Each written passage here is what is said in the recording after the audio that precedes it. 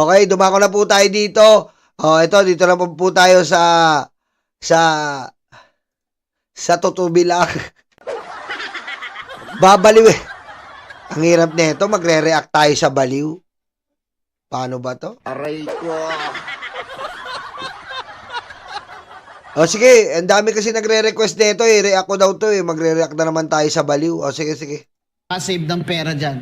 Di ba? Ano pa kaya ang pwedeng gawin ni BBM, Attorney Respicio? At saka itong kainitan na ito, Atty. Guanzon. Putek, baliw na baliw plus baliw, baliw na baliw. Pusang ina. Hoy! Attorney, hinahanap ka na sa bayan mo, sa Isabela, wala ka daw kwenta. Aray ko. Puro ka pasikat. Uminom ka daw ng gamot, nalilipasan ka na ng gutom, kaya ganyan utak mo. Aray ko.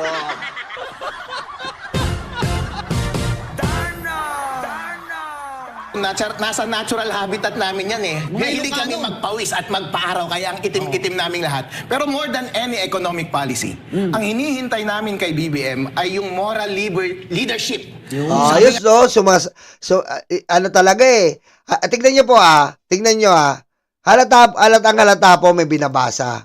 Tignan nyo tignan nyo lang tignan nyo. Ang pawis at magpaaraw, kaya ang itim-itim naming lahat. Pero more than any economic policy, ang hinihintay namin kay BBM ay yung moral leadership. Kita mo? Halatang, ano ba yan? May binabasa. Ano ba yan? Ayan ba yung utos ni Kibuloy? Anak ng weteng naman, Huwag niyo susunduin si Kibuloy. Bula ang propeta yun, namiminger yun ng minor de edad. Aray ko. Kita niyo po, ayan po yung media na the fake news channel. Kita mo may binabasa kadiri.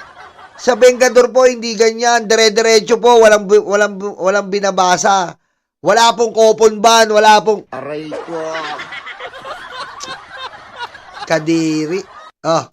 Sabi nga ng ex ko, yung quality time. Kaya niya ako brinake kasi wala akong quality time sa kanya. Kaya ka brinake kasi may kapansanan ka. Aray ko. Diba? Kaya ka brinake kasi may kapansanan ka. Yun ang totoo. Lang kasi, yung dalawa naming daddy, yung daddy namin at mami namin ay nag-aaway. Bakit mo inaway BBM si Sara? Ngayon tuloy, napipilitan kaming mamili sa inyo. Pero sa totoo lang, hindi naman kami namimili eh. Alam namin si BBM, hindi mo matatanggal yan sa kulay namin at sa dugo namin. Hindi naman Ilocano siya kami, tatakbo sentiments namin. Pero hindi siya tatakbo. Ang tatakbo Tagalite. Tama.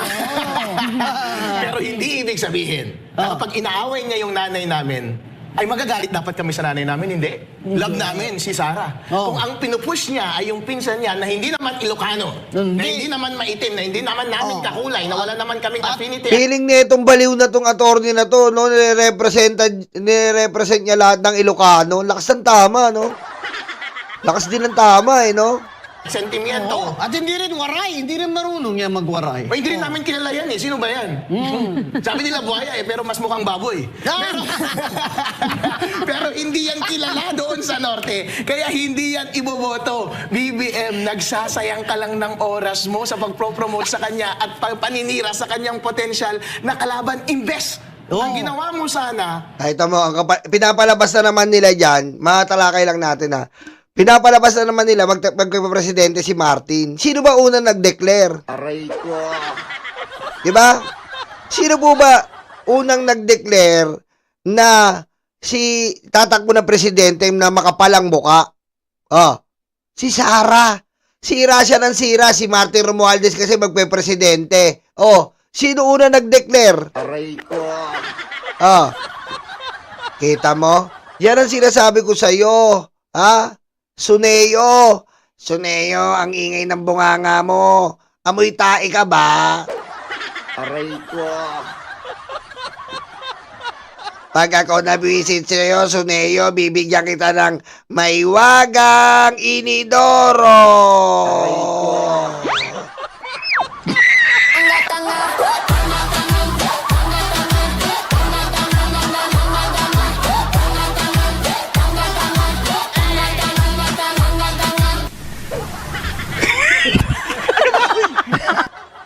Ayan, sabi ni Pare Eduardo, Malapit na ngang ipakulong ni PBBM si Martin. O, kita mo? O. Anong pinagtatanggol ni BBM kung sakasakali makukulong si Martin kung talagang, kung talagang mapatatagpuan ng ombudsman. O. Si Sara. O. Ano nangyari? Hindi daw kilala si Kesyo si Ramil. Hindi daw siya magnanakaw. Susmiyo. Aray ko. Ay, yung pinangako mo. Oh, yung pinangako niya before, madam. Kasi di ba hindi maganda ang pamilya niya? Ipakulong. Di ba sabi ni Ombudsman Rimulya, lalabas na sa Mayo, pakukulong niya si Martin Luther King Romualdez sa kasong plunder. Palagay mo, mangyayari ba yan, attorney? Ay, tingnan natin, abangan natin. Pero itong si BBM, sana magbago siya ng puso. Huwag masyadong resentful, bossing, dahil tinulungan kayo ng Duterte para maging presidente ng Pilipinas. Bobo nito. Kailangan ganun pala, parang si Digong. Kapag kaalyado niya, kasundo niya, kapag kaalyado niya, kasundo niya, abay, kukonsintihin niya. Aray ko. Michael Yang, kukonsintihin. Bato de la Rosa, kukonsintihin. Si Duque, kukonsintihin. Ganun pala dapat. Ganun pala dapat. Maawa ka palagi kahit gumagawa na ng kasalanan. 51 billion, kukonsintihin. Aray ko. Si Pantaleon Alvarez, nagnakaw sa Kongreso. Yung bahay niya sa bundok, bakod pa lang. Pusik. Million na. Kukonsintihin. Ganun pala dapat. Ay, mamamatay ang mga taong bayan yan kung ganyan ang naratibo ng bobong si Suneo. Aray ko. Binigyan po kayo ng pagkakataon na i-redeem ang pamilya ninyo. At pinalibing pa si FM. Tama. Exactly. I-redeem ang lahing Filipino kasi nung presidente ang kanyang tatay, yun lamang yung panahon na may pride ang Pilipinas at nung presidente si Digong Duterte. Pero ano ang ginawa niya? Akala natin hindi niya naman nauulitin siguro. Kung mauulit nga lang yung martial law, gusto ko na mag-martial law. Walang kwenta ang demokrasya. Tutuusin lang po. Yung ginawa ni Digong War on Drugs, daig pa yung 5,000 katumbas na martial law Aray ko. Pero mo nakatutok po sa nakatutok po sa mga kahirapan, sa mahihirap. Sa martial law, putik, napakaganda ng bansa. Kung mauulit lang talaga yung martial law, gugustuhin ko po talaga para sa akin, Kahit ibas nyo na ako, gusto ko mag-martial law ulit. Wala Kita mo? Sistema ng gobyerno natin. Panakaw ng panakaw. Diba? Kung aabutin man ng mga anak ko sa mga future na lahi natin, gusto ko talaga martial law na mabababutan nila Martial law na. At least may sistema. Pakinabang sa lahat. Kaysa naman ganito, demokrasya. Putik, Supreme Court, may pinapanigan. Senado, may pinapanigan. Anak ng butete, mag-martial na lang. Para isang desisyon na lang. Wala. Pag demokrasya, ganyan. Supreme Court, papanig kay Sara. Senado, papanig kay Sara. Ay, pusang inang yan. Ano yan? Aray ko. Yung pagnanakaw. Pero tanga naman itong si BBM Inuna pa rin ang pagnanakaw. Sayang yung pagkakataon. Nangyari sa atin yan, may minalas ang Pilipinas. History repeats itself. Diba? Hindi na natapos yung... Ito naman, fake news na naman to. Fake news ka, hinaharap ka ng Philippine Star, Impacta. Masangsang daw yung puday mo, fake news na naman to si Makati, Aray ko. Hinahanap ng Philippine Star to. Hinahanap ka ng Philippine Star, fake news ka daw. Pinapalabas mo na iniiwasan ni Rimal Madriaga si Junior Peluca. Hinahanap ka, sinungaling ka, yung USB, di mo nilabas, pinasok mo yata sa puday mo Patayin mo si BBM? No joke.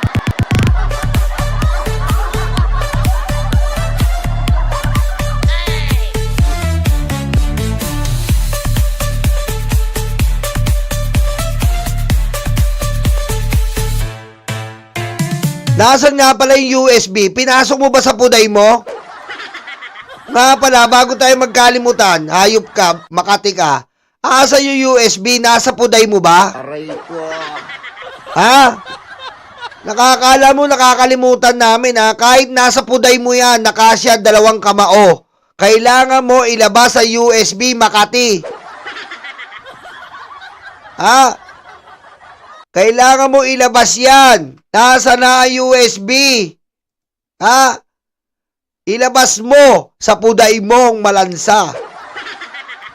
Yung puday mo, nakasya ang 2 kamao. Aray ko. Ha?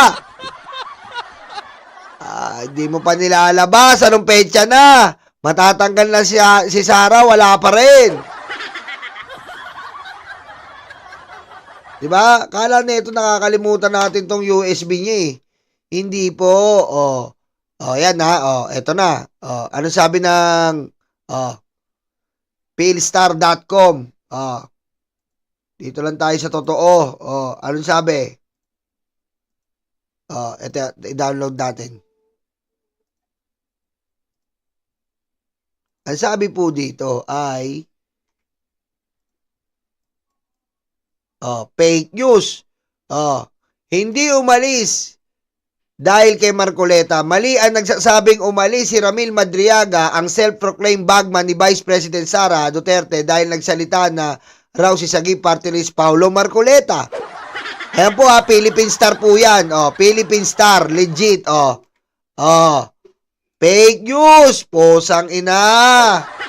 Fake news na naman si Makati. Fake news talaga. Mula USB sa puday niya, wala pa rin. Aray ko. Pinapalabas na naman na iniiwasan daw ni Ramil Madriaga si Junior Peluca Marcoleta. Mali na naman ang pinapakalat. Aray ko.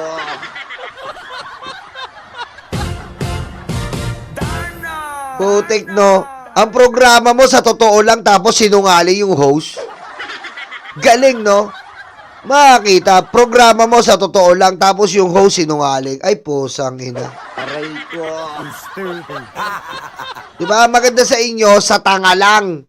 Yan, para sa tanga lang. Yung manonood sa inyo, tanga lang. Kaya dapat sa inyo, para sa tanga lang. Lagay nyo sa tanga lang. May exclusivity. Ang manonood, tanga lang. Aray ko. Diba? Kung ano-ano pinapakalat, ay USB niya. Yung USB niya, hindi niya mailabas. Na kesyo may USB daw na nagdodroga si BBM, si Eiffel, tsaka yung buong anak. Tanga. Aray ko. Ha? Kaya ka napapakyaw.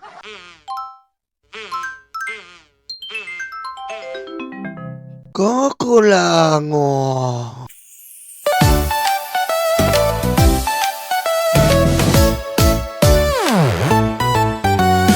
Tanggap, tanggap, luga, luga, DDS, DDS. Dating yung white karton, dating yung white karton. Duterte, Duterte. Tanggap, tanggap, luga, luga, DDS, DDS. Dating yung white karton.